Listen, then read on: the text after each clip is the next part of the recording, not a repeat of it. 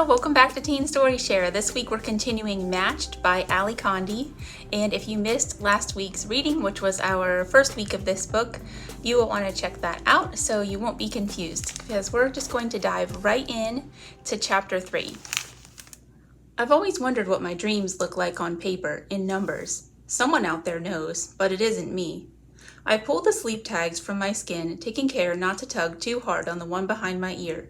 The skin is fragile there, and it always hurts to peel the disc away, especially if a strand or two of hair gets caught under the adhesive on the tag. Glad that my turn is over, I put the equipment back in its box. It's Bram's turn to be tagged tonight. I did not dream of Xander. I don't know why. But I did sleep late, and I'm going to be late for work if I don't hurry. As I walk into the kitchen carrying my dress from the night before, I see that my mother has already set out the breakfast food delivery. Oatmeal, gray-brown, and expected. We eat for health and performance, not for taste. Holidays and celebrations are exceptions. Since our calories have been moderated all week long, last night at the banquet we could eat everything in front of us without significant impact. Bram grins mischievously at me, still wearing his sleep clothes. "So," he says, shoving one last spoonful of oatmeal into his mouth, "did you sleep late because you were dreaming about Xander?" I don't want him to know how close he is to the truth, that even though I didn't dream of Xander, I wanted to. "No," I say, "and shouldn't you be worrying about being on time for school?" Bram's young enough that he still has school instead of work on Saturdays, and if he doesn't get going, he'll be late. Again. I hope he doesn't get sighted. "Bram," my mother says, "go get your plain clothes on, please."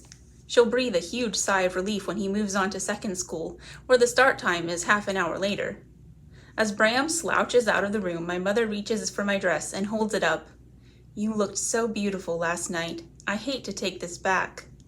We both look at the gown for a moment. I admire the way the fabric catches the light and plays it back, almost like the light and the cloth are both living things. We both sigh at exactly the same time, and my mother laughs. She gives me a kiss on the cheek. "They'll send you a little piece of the fabric, remember?" she says, and I nod. Each gown is designed with an interior panel that can be cut into pieces, one for each girl who wears the dress. The scrap, along with the silver box that held my micro card, will be the mementos of my matching.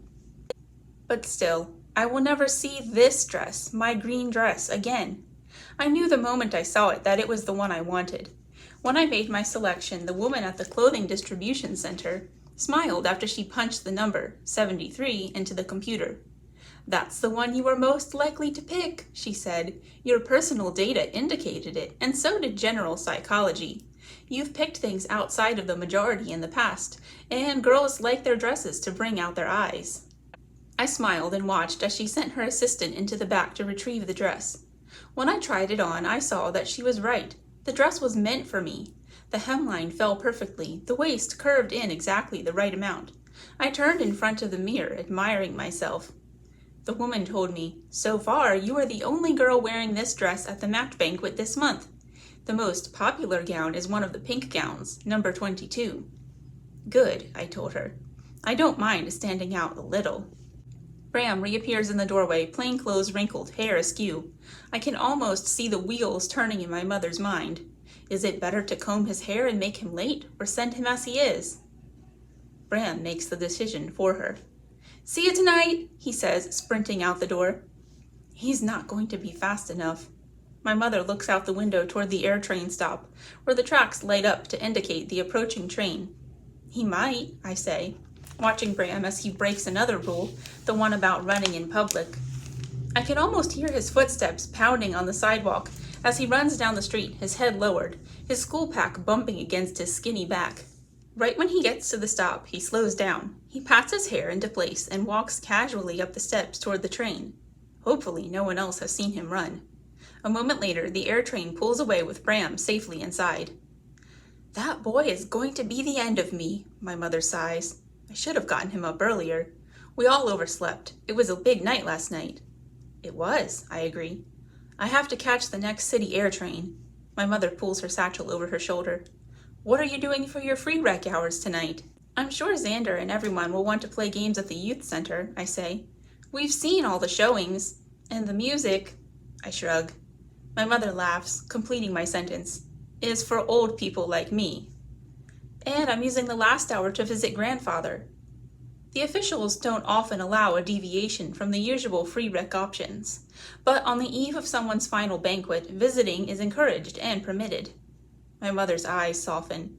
He'll love that. Did Papa tell grandfather about my match? My mother smiles. He planned to stop by on his way to work. Good, I say, because I want grandfather to know as soon as possible. I know he has been thinking as much about me and my banquet as I've been thinking about him and his. After I hurry and eat my breakfast, I make my train with seconds to spare and sit back. I may not have dreamed about Xander while I slept, but I can daydream about him now. Looking out the window and thinking about how he looked last night in his suit, I watch the burros slide by on my way into the city. The green has not yet given way to stone and concrete when I notice white flakes drifting through the sky. Everyone else notices them too. Snow? In June? The woman next to me asks. It can't be, a man across the aisle mutters. But look at it, she says. It can't be, the man says again. People twist, turn to the windows, looking agitated. Can something wrong be true? Sure enough, little white puffs drift past on their way to the ground. There is something strange about this snow, but I'm not sure exactly what. I find myself holding in a smile as I look at all the worried faces around me. Should I be worried too? Perhaps, but it's so pretty, so unexpected, and for the moment, so unexplainable. The air train comes to a stop. The doors open and a few pieces drift inside. I catch one on my hand, but it does not melt. The mystery of it does, however, when I see the little brown seed at the center of the snow. It's a cottonwood seed, I tell everyone confidently. It's not snow. Of course, the man says, sounding glad to have an explanation. Snow in June would be atypical. Cottonwood seeds are not. But why are there so many? Another woman asks, still worried. In a moment, we have our answer. One of the new passengers sitting down brushes white from his hair in plainclothes. We're tearing out the cottonwood grove along the river, he explains. The society wants to plant some better trees there. Everyone else takes his word for it. They know nothing about trees. They mutter about being glad it isn't a sign of another warming. Thank goodness the society has things under control, as usual. But thanks to my mother, who can't help talking about her work as a caretaker at the Arboretum, I know that his explanation does make sense. You can't use cottonwood trees for fruit or fuel, and their seeds are a nuisance. They fly far, catch on anything, try to grow everywhere. Weed trees, my mother says. Still, she harbors a particular affinity for them because of the seeds, which are small and brown but cloaked in beauty, in these thin white tendrils of cotton. Little cloudy parachutes to slow their fall, to help them fly, to catch the wind and glide them somewhere they might grow. I look at the seed resting in the palm of my hand. There is still mystery in it after all, in that little brown core. I'm not sure what to do with it, so I tuck it into my pocket next to my tablet container. The almost snow reminds me of a line from a poem we studied this year in language and literacy, Stopping by Woods on a Snowy Evening. It is one of my favorite of all the 100 poems, the ones our society chose to keep, back when they decided our culture was too cluttered. They created commissions to choose the 100 best of everything, 100 songs, 100 paintings, 100 stories, 100 poems. The rest were eliminated. Gone forever. For the best, the society said, and everyone believed because it made sense. How can we appreciate anything fully when overwhelmed with too much? My own great-grandmother was one of the cultural historians who helped select the 100 poems almost 70 years ago. Grandfather has told me the story 1,000 times, how his mother had to help decide which poems to keep and which to lose forever. She used to sing him parts of the poems as lullabies. She whispered, sang them, he said, and I tried to remember them after she had gone. After she had gone. Tomorrow my grandfather will go too. As we leave the last of the cottonwood seeds behind, I think about that poem and how much I like it. I like the words deep and sleep, and the way they rhyme and repeat. I think to myself that this poem would be a good lullaby if you listened to the rhythm instead of the words. Because if you listened to the words, you wouldn't feel rested. Miles to go before I sleep. It's a numbers sort today, my supervisor, Nora, tells me. I sigh a little, but Nora doesn't respond. She scans my card and hands it back. She doesn't ask about the match banquet, even though she has to know from my information update that it happened last night. But that's nothing new. Nora barely interacts with me because I'm one of the best sorters. In fact, it's been almost 3 months since my last error, which was the last time the two of us had a real conversation. Wait, Nora says as I turn toward my station. Your scan card indicates that it's almost time for your formal sorting test. I nod. I've been thinking about this for months. Not as much as I thought about my match banquet, but often. Even though some of these number sorts are boring, sorting itself can lead to much more interesting work positions. Perhaps I could be a restoration supervisor, like my father. When he was my age, his work activity was information sorting too.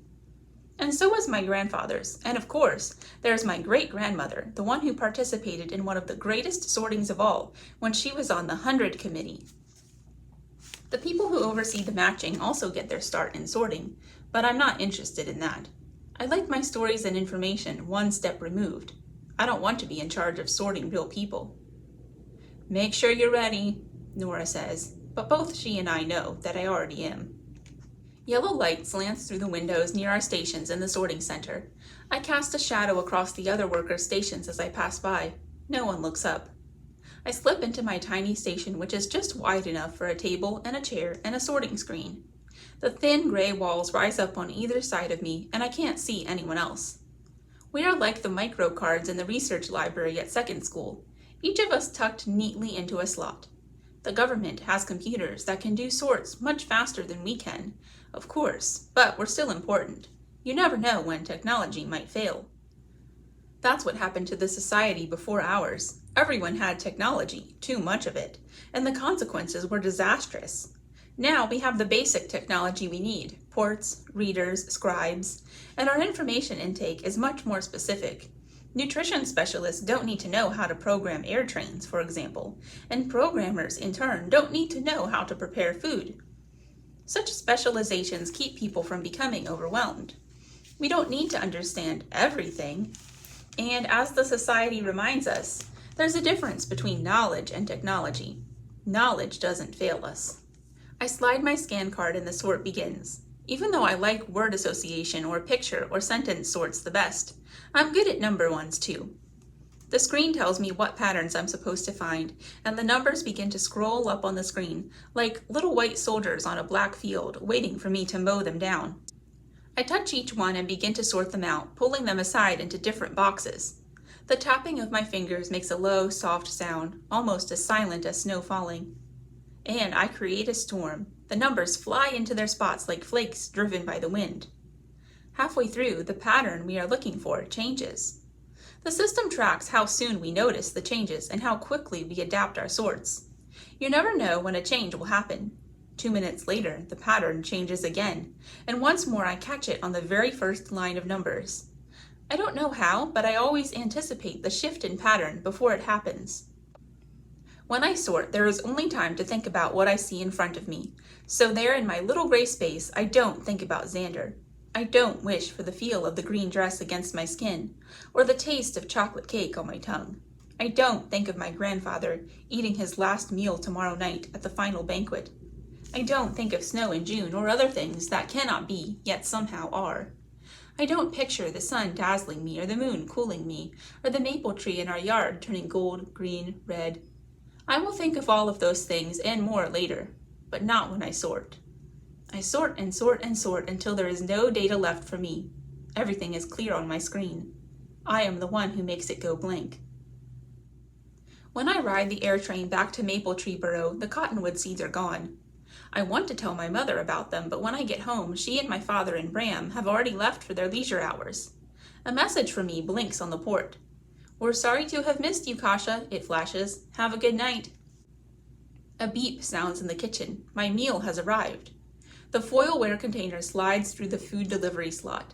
I pick it up quickly, in time to hear the sound of the nutrition vehicle trundling along its track behind the houses in the burrow. My dinner steams as I open it up. We must have a new nutrition personnel director. Before, the food was always lukewarm when it arrived. Now it's piping hot. I eat in a hurry, burning my mouth a little, because I know what I want to do with this rare empty time in this almost vacant house. I'm never really alone. The port hums in the background, keeping track, keeping watch. But that's all right. I need it for what I'm planning to do. I want to look at the microcard without my parents or Bram glancing over my shoulder. I want to read more about Xander before I see him tonight. When I insert the microcard, the humming takes on a more purposeful sound. The port screen brightens, and my heart beats faster in anticipation, even though I know Xander so well. What has the society decided I should know about him, the person I'll spend the rest of my life with? Do I know everything about him as I think I do, or is there something I've missed? Kasha Reyes, the society is pleased to present you with your match. I smile as Xander's face appears on the port screen, immediately following the recorded message. It's a good picture of him. As always, his smile looks bright and real, his blue eyes kind. I study his face closely, pretending that I've never seen this picture before, that I have only had a glimpse of him once, last night at the banquet. I study the planes of his face, the look of his lips. He is handsome. I'd never dared to think that he might be my match, of course. But now that it's happened, I am interested, intrigued. A little scared about how this might change our friendship, but mostly just happy. I reach up to touch the words courtship guidelines on the screen, but before I do, Xander's face darkens and then disappears. The port screen beeps, and the voice says again, Kasha Reyes, the society is pleased to present you with your match. My heart stops, and I can't believe what I see. A face comes back into view on the port in front of me. It is not Xander. Chapter 4. What? Completely startled, I touch the screen and the face dissolves under my fingertips, pixelating into specks that look like dust. Words appear, but before I can read them, the screen goes completely blank, again. What's going on? I say out loud. The port screen stays blank. I feel blank too. This is 1,000 times worse than the empty screen last night. I knew what it meant then. I have no idea what it means now. I've never heard of this happening. I don't understand. The society doesn't make mistakes. But what else could this be? No one has 2 matches. Kasha? Xander calls to me through the door. I'm coming, I call out, tearing the microcard from the port and shoving it into my pocket. I take one deep breath and then I open the door. So, I learned from your microcard that you like cycling, Xander says formally as I close the door behind me, making me laugh a little in spite of what just happened. I hate cycling the most out of all the exercise options, and he knows it. We argue about it all the time. I think it's stupid to go riding on something that doesn't move, spinning your wheels endlessly. He points out that I like to run on the tracker, which is almost the same thing. It's different, I tell him, but I can't explain why. Did you spend all day staring at my face on the port screen? He asks. He's still joking, but suddenly I can't catch my breath. He viewed his microcard too. Was my face the one he saw? It feels so strange to be hiding something, especially from Xander. Of course not, I say, trying to tease back. It's Saturday, remember? I had work to do. I did too, but that didn't stop me. I read all your stats and reviewed all the courtship guidelines. He unknowingly throws me a lifeline with those words. I am not drowning in worry anymore. I am neck deep and it still washes over me in cold waves, but now I can breathe. Xander still thinks we are matched. Nothing strange happened to him when he viewed his microcard. That's something at least. You read all the guidelines? Of course, didn't you? Not yet. I feel stupid admitting this, but Xander laughs again. They're not very interesting, he says, except for one. He winks at me significantly. Oh? I say, distracted. I see other youth our age mingling and gathering on our street, walking to the game center like us. They're waving, calling, wearing the same clothes we wear, but there's a difference tonight. Some are watching, some are watched. Me and Xander. The others' eyes glance at us, hold, flicker away, look back. I'm not used to it. Xander and I are normal, healthy citizens, part of this group, not outsiders. But I feel separated now, as though a clear, thin wall rises up distinctly between myself and those staring at me. We can see each other, but we can't cross over. "Are you all right?" Xander asks. Too late, I realize that I should have responded to Xander's comment and asked him which guideline he found interesting. If I can't pull myself together soon, he'll know something's wrong. We know each other too well. Xander reaches for my elbow as we turn the corner and leave Maple Tree Burrow. When we've walked a few steps more, he slides his hand down my arm and interlaces his fingers with mine. He leans closer to my ear. One of the guidelines said that we are allowed to express physical affection if we want. And I do want. Even with all the stress I feel, the touch of his hand against mine with nothing to separate us is still welcome and new. I'm surprised that Xander is so natural at this. And as we walk, I recognize the emotion that I see on some of the faces of the girls staring at us. It's a jealousy, pure and simple. I relax a little because I can understand why. None of us ever thought we could have golden, charismatic, clever Xander. We always knew he would be matched with another girl in another city, another province.